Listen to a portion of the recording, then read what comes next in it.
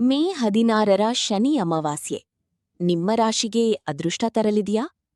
ಈ 4 ರಾಶಿಗಳಿಗೆ ರಾಜಯೋಗ ಶುರು. ಮೇ 16ರ ಶನಿ ಅಮಾವಾಸ್ಯೆ 2026 ಬುಧಾದಿತ್ಯ ರಾಜಯೋಗದಿಂದ ಈ 4 ರಾಶಿಯವರಿಗೆ ಅದೃಷ್ಟವೋ ಅದೃಷ್ಟ. 2026ರ ಮೇ 16ರಂದು ಬರುವ ಶನಿ ಅಮಾವಾಸ್ಯೆ ಅತ್ಯಂತ ವಿಶೇಷ ಮತ್ತು ಶಕ್ತಿಯುತ ದಿನವೆಂದು ಜ್ಯೋತಿಷ್ಯಶಾಸ್ತ್ರದಲ್ಲಿ ಪರಿಗಣಿಸಲಾಗಿದೆ. ಈ ದಿನ ಅಮಾವಾಸ್ಯೆಯ ತಿಥಿಯ ಜೊತೆಗೆ ಶನಿದೇವರ ಪ್ರಭಾವವೂ ಇರುವುದರಿಂದ ಇದನ್ನು ಶನಿ ಅಮಾವಾಸ್ಯೆ ಎಂದು ಕರೆಯಲಾಗುತ್ತದೆ. ಈ ಬಾರಿ ಇನ್ನೊಂದು ಮಹತ್ವದ ಸಂಗತಿಯೇನೆಂದರೆ ಬುಧ ಮತ್ತು ಸೂರ್ಯನ ಸಂಯೋಗದಿಂದ ರೂಪುಗೊಳ್ಳುತ್ತಿರುವ ಬುಧಾದಿತ್ಯ ರಾಜಯೋಗ. ಈ ಯೋಗವು ಕೆಲವು ರಾಶಿಯವರಿಗೆ ಅದ್ಭುತ ಫಲಗಳನ್ನು ನೀಡಲಿದೆ. ವಿಶೇಷವಾಗಿ ಮೇಷರಾಶಿ, ಮಿಥುನ ರಾಶಿ, ಸಿಂಹರಾಶಿ ಮತ್ತು ಧನುರಾಶಿ ಜನರಿಗೆ ಅದೃಷ್ಟದ ಬಾಗಿಲು ತೆರೆಯಲಿದೆ ಎಂದು ಜ್ಯೋತಿಷಿಗಳು ಹೇಳುತ್ತಿದ್ದಾರೆ. ಹಣಕಾಸು, ಉದ್ಯೋಗ, ವ್ಯವಹಾರ, ಕುಟುಂಬ, ಆರೋಗ್ಯ ಮತ್ತು ಪ್ರೀತಿಯ ವಿಷಯಗಳಲ್ಲಿ ಮಹತ್ತರ ಬದಲಾವಣೆಗಳು ಕಾಣಿಸಿಕೊಳ್ಳಬಹುದು. ಶನಿ ಅಮಾವಾಸ್ಯೆಯ ಮಹತ್ವ, ಬುಧಾದಿತ್ಯ ರಾಜಯೋಗ ಎಂದರೇನು? ಯಾವ 4 ರಾಶಿಗಳಿಗೆ ಅದೃಷ್ಟ? ಜೀವನದಲ್ಲಿ ಯಾವ ಬದಲಾವಣೆಗಳು? ಶನಿ ಅಮಾವಾಸ್ಯೆಯಂದು ಏನು ಮಾಡಬೇಕು? ಯಾವ ತಪ್ಪುಗಳನ್ನು ತಪ್ಪಿಸಬೇಕು? ಇವೆಲ್ಲವನ್ನೂ ವಿವರವಾಗಿ ತಿಳಿಯೋಣ. ಶನಿ ಅಮಾವಾಸ್ಯೆ ಎಂದರೇನು? ಅಮಾವಾಸ್ಯೆ ಎಂದರೆ ಚಂದ್ರನು ಸಂಪೂರ್ಣವಾಗಿ ಕಾಣದ ದಿನ.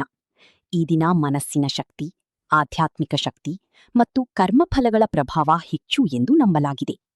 ಶನಿವಾರದಂದು ಬರುವ ಅಮಾವಾಸ್ಯೆಯನ್ನು ಶನಿ ಅಮಾವಾಸ್ಯೆ ಎಂದು ಕರೆಯಲಾಗುತ್ತದೆ. ಶನಿದೇವರನ್ನು ನ್ಯಾಯದ ದೇವರೆಂದು ಕರೆಯುತ್ತಾರೆ. ಮನುಷ್ಯನ ಕರ್ಮಕ್ಕೆ ಅನುಗುಣವಾಗಿ ಫಲ ನೀಡುವ ಗ್ರಹವೇ ಶನಿ. ಆದ್ದರಿಂದ ಈ ದಿನ ಪಾಪ ಪರಿಹಾರಕ್ಕೆ, ಪೂರ್ವಜನ್ಮದ ಕರ್ಮ ನಿವಾರಣೆಗೆ, ಶನಿದೋಷ ಶಮನಕ್ಕೆ, ಆರ್ಥಿಕ ಸಮಸ್ಯೆ ನಿವಾರಣೆಗೆ, ಪಿತೃದೋಷ ಶಾಂತಿಗೆ ಅತ್ಯಂತ ಶುಭಕರ ದಿನವೆಂದು ಪರಿಗಣಿಸಲಾಗುತ್ತದೆ.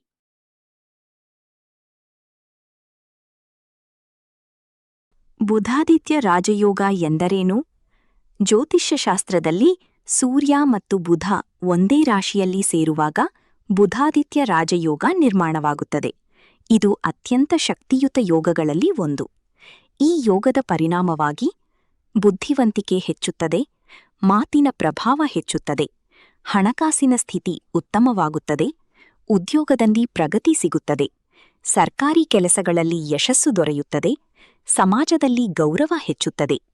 ಈ ಬಾರಿ ಶನಿ ಅಮಾವಾಸ್ಯೆಯೊಂದಿಗೆ ಈ ಯೋಗ ಕೂಡ ಸೇರಿರುವುದರಿಂದ ಪರಿಣಾಮಗಳು ಇನ್ನಷ್ಟು ಬಲವಾಗಿವೆ. 1. ಮೇಷರಾಶಿ, ಹಣದ ಮಳೆ ಸುರಿಯುವ ಸಮಯ. ಮೇಷರಾಶಿಯವರಿಗೆ ಈ ಶನಿ ಅಮಾವಾಸ್ಯೆ ಜೀವನ ಬದಲಿಸುವ ಸಮಯವಾಗಬಹುದು. ಕಳೆದ ಕೆಲವು ತಿಂಗಳುಗಳಿಂದ ಅನುಭವಿಸಿದ್ದ ಮಾನಸಿಕ ಒತ್ತಡ ಈಗ ನಿಧಾನವಾಗಿ ಕಡಿಮೆಯಾಗಲಿದೆ. ಹಣಕಾಸು, ಅಚಾನಕ್ ಹಣಲಾಭದ ಸಾಧ್ಯತೆಯಿದೆ. ಹಳೆಯ ಸಾಲ ವಾಪಸ್ ಸಿಗಬಹುದು. ವ್ಯವಹಾರದಲ್ಲಿ ಹೊಸ ಒಪ್ಪಂದಗಳು ದೊರೆಯಬಹುದು. ಹೂಡಿಕೆಗಳಿಂದ ಲಾಭ ಕಾಣಬಹುದು. ಉದ್ಯೋಗ, ಪದೋನ್ನತಿ ಸಾಧ್ಯತೆಯಿದೆ. ಹೊಸ ಉದ್ಯೋಗ ಅವಕಾಶಗಳು ಬರುತ್ತವೆ. ಸರ್ಕಾರಿ ಕೆಲಸದ ನಿರೀಕ್ಷೆಯವರಿಗೆ ಶುಭ ಸುದ್ದಿ ಸಿಗಬಹುದು. ಕುಟುಂಬ, ಮನೆಯಲ್ಲಿದ್ದ ಕಲಹ ಕಡಿಮೆಯಾಗುತ್ತದೆ. ದಾಂಪತ್ಯ ಜೀವನ ಸುಧಾರಿಸುತ್ತದೆ. ಹಿರಿಯರ ಆಶೀರ್ವಾದ ದೊರೆಯುತ್ತದೆ. ಆರೋಗ್ಯ, ದೇಹದಲ್ಲಿ ಹೊಸ ಚೈತನ್ಯ ಮೂಡುತ್ತದೆ. ಹಳೆಯ ಆರೋಗ್ಯ ಸಮಸ್ಯೆಗಳು ಕಡಿಮೆಯಾಗುತ್ತವೆ.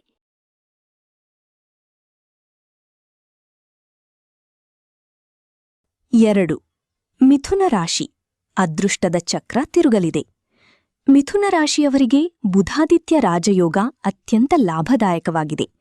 ಬುಧ ಗ್ರಹವೇ ನಿಮ್ಮ ರಾಶಿಯ ಅಧಿಪತಿಯಾಗಿರುವುದರಿಂದ ಪರಿಣಾಮಗಳು ದ್ವಿಗುಣವಾಗಲಿವೆ. ಉದ್ಯೋಗ ಮತ್ತು ವ್ಯವಹಾರ, ಹೊಸ ಯೋಜನೆಗಳಲ್ಲಿ ಯಶಸ್ಸು ಸಿಗುತ್ತದೆ. ವ್ಯಾಪಾರ ವಿಸ್ತರಣೆ ಸಾಧ್ಯ. ವಿದೇಶಿ ಸಂಬಂಧಿತ ಕೆಲಸಗಳಲ್ಲಿ ಲಾಭ. ಹಣಕಾಸು, ಆದಾಯದ ಹೊಸ ಮಾರ್ಗಗಳು ತೆರೆದುಕೊಳ್ಳುತ್ತವೆ. ಹಣದ ಹರಿವು ಹೆಚ್ಚುತ್ತದೆ. ಬಾಕಿ ಹಣ ಮರಳಿ ಸಿಗಬಹುದು. ಪ್ರೀತಿ ಮತ್ತು ಸಂಬಂಧ, ಪ್ರೀತಿಯ ಜೀವನದಲ್ಲಿ ಸಂತೋಷ ಹೆಚ್ಚುತ್ತದೆ. ಮದುವೆ ಯೋಗ ಬಲವಾಗುತ್ತದೆ. ವಿದ್ಯಾರ್ಥಿಗಳಿಗೆ ಪರೀಕ್ಷೆಗಳಲ್ಲಿ ಉತ್ತಮ ಫಲಿತಾಂಶ, ಸ್ಪರ್ಧಾತ್ಮಕ ಪರೀಕ್ಷೆಗಳಲ್ಲಿ ಜಯ. 3. ಸಿಂಹರಾಶಿ, ರಾಜಯೋಗದಿಂದ ಗೌರವ ಮತ್ತು ಯಶಸ್ಸು. ಸೂರ್ಯನ ಪ್ರಭಾವ ಇರುವ ಸಿಂಹರಾಶಿಯವರಿಗೆ ಈ ಬುಧಾದಿತ್ಯ ಯೋಗ ಅತ್ಯಂತ ಶುಭಕರವಾಗಿದೆ. ವೃತ್ತಿಜೀವನ, ನಾಯಕತ್ವ ಗುಣಗಳು ಬೆಳೆಯುತ್ತವೆ. ಮೇಲಾಧಿಕಾರಿಗಳ ಮೆಚ್ಚುಗೆ ಸಿಗುತ್ತದೆ, ಹೊಸ ಜವಾಬ್ದಾರಿಗಳು ದೊರೆಯುತ್ತವೆ. ಆರ್ಥಿಕ ಸ್ಥಿತಿ: ಹೂಡಿಕೆಗಳಿಂದ ಉತ್ತಮ ಲಾಭ, ಆಸ್ತಿ ಖರೀದಿ ಸಾಧ್ಯತೆ, ಚಿನ್ನ ಅಥವಾ ಜಮೀನಿನ ಲಾಭ. ಕುಟುಂಬ: ಕುಟುಂಬದಲ್ಲಿ ಸಂತೋಷದ ವಾತಾವರಣ, ಮಕ್ಕಳಿಂದ ಶುಭ ಸುದ್ದಿ. ಸಮಾಜದಲ್ಲಿ ಗೌರವ, ಜನಪ್ರಿಯತೆ ಹೆಚ್ಚುತ್ತದೆ, ನಿಮ್ಮ ಮಾತಿಗೆ ಬೆಲೆ ಸಿಗುತ್ತದೆ. 4. ಧನುರಾಶಿ: ಕಷ್ಟಗಳ ಅಂತ್ಯ, ಶುಭಾರಂಭ. ಧನುರಾಶಿಯವರು ಕಳೆದ ಕೆಲವು ಸಮಯದಿಂದ ಅನುಭವಿಸುತ್ತಿದ್ದ ಕಷ್ಟಗಳು ಈಗ ಕಡಿಮೆಯಾಗುತ್ತವೆ. ಹಣಕಾಸು: ಹಣಕಾಸಿನ ಸಮಸ್ಯೆಗಳು ದೂರವಾಗುತ್ತವೆ, ಹೊಸ ಆದಾಯದ ಅವಕಾಶಗಳು ಸಿಗುತ್ತವೆ. ಉದ್ಯೋಗ: ಕೆಲಸದ ಒತ್ತಡ ಕಡಿಮೆಯಾಗುತ್ತದೆ, ಬದಲಾವಣೆ ಬಯಸುವವರಿಗೆ ಹೊಸ ಅವಕಾಶ. ಆಧ್ಯಾತ್ಮಿಕತೆ: ದೇವರ ಮೇಲಿನ ಭಕ್ತಿ ಹೆಚ್ಚುತ್ತದೆ, ಮನಸ್ಸಿಗೆ ಶಾಂತಿ ಸಿಗುತ್ತದೆ. ಕುಟುಂಬ ಮತ್ತು ಸಂಬಂಧ: ಕುಟುಂಬದಲ್ಲಿ ಒಗ್ಗಟ್ಟು ಹೆಚ್ಚುತ್ತದೆ, ದೂರವಾದವರು ಮತ್ತೆ ಹತ್ತಿರವಾಗಬಹುದು. ಶನಿ ಅಮಾವಾಸ್ಯೆಯೆಂದು ಏನು ಮಾಡಬೇಕು? ಈ ದಿನ ಮಾಡಿದ ಕೆಲವು ಕಾರ್ಯಗಳು ಜೀವನದಲ್ಲಿ ದೊಡ್ಡ ಬದಲಾವಣೆ ತರಬಹುದು ಎಂದು ನಂಬಲಾಗಿದೆ.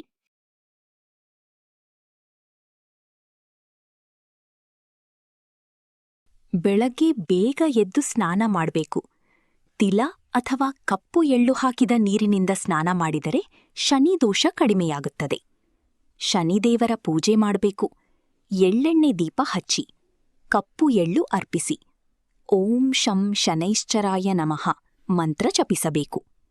ಹನುಮಂತನ ಆರಾಧನೆ: ಶನಿದೋಷ ನಿವಾರಣೆಗೆ ಹನುಮಂತನ ಪೂಜೆ ಅತ್ಯಂತ ಪರಿಣಾಮಕಾರಿ. ಹನುಮಾನ್ ಚಾಲಿಸ ಪಠಿಸಬೇಕು. ಬೆಲ್ಲ ಮತ್ತು ಕಡಲಿ ನೈವೇದ್ಯ ಕೊಡಬಹುದು. ಕಾಗೆಗಳಿಗೆ ಆಹಾರ ಹಾಕಬೇಕು. ಪಿತೃಗಳ ಆಶೀರ್ವಾದಕ್ಕಾಗಿ ಕಾಗೆಗಳಿಗೆ ಅನ್ನ ಅಥವಾ ತಿನಿಸು ನೀಡುವುದು ಶುಭಕರ. ಬಡವರಿಗೆ ದಾನ ಮಾಡಬೇಕು. ಕಪ್ಪು ಬಟ್ಟೆ, ಕಪ್ಪು ಎಳ್ಳು, ಉದ್ದಿನಬೇಳೆ, ಚಪ್ಪಲಿ, ಆಹಾರ ದಾನ ಮಾಡಿದರೆ ಶನಿದೇವರ ಕೃಪೆ ಸಿಗುತ್ತದೆ. ಪೀಪಲ್ ಮರದ ಪೂಜೆ: ಪೀಪಲ್ ಮರಕ್ಕೆ ನೀರು ಹಾಕಿ ಪ್ರದಕ್ಷಿಣೆ ಮಾಡಿದರೆ ಶನಿದೋಷ ಶಮನವಾಗುತ್ತದೆ. ಈ ದಿನ ತಪ್ಪದೇ ತಪ್ಪಿಸಬೇಕಾದ ಕೆಲಸಗಳು: 1. ಯಾರನ್ನೂ ಅವಮಾನ ಮಾಡಬೇಡಿ. ಶನಿದೇವರು ನ್ಯಾಯದ ದೇವರು, ದುರ್ಬಲರನ್ನು ನೋಯಿಸುವುದು ಅಶುಭ. 2. ಸುಳ್ಳು ಮಾತನಾಡಬೇಡಿ. ಈ ದಿನ ಸತ್ಯ ಮತ್ತು ಶಾಂತಿ ಪಾಲಿಸಬೇಕು. 3. ಮಾಂಸ ಮತ್ತು